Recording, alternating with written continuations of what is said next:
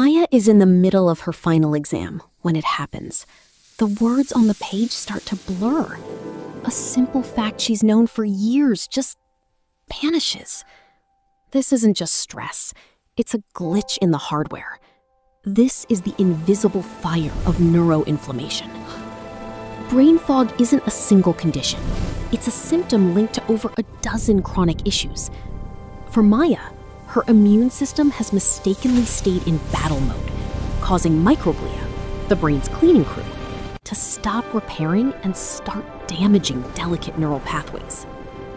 New research shows our environment is a major trigger.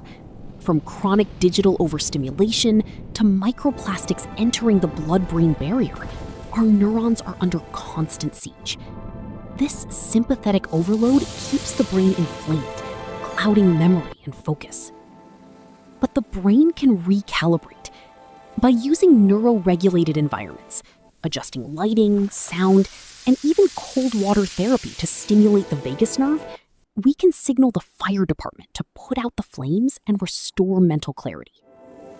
The fire in your brain doesn't have to stay lit. When you understand the science of focus, you regain control. Stay informed, stay sharp.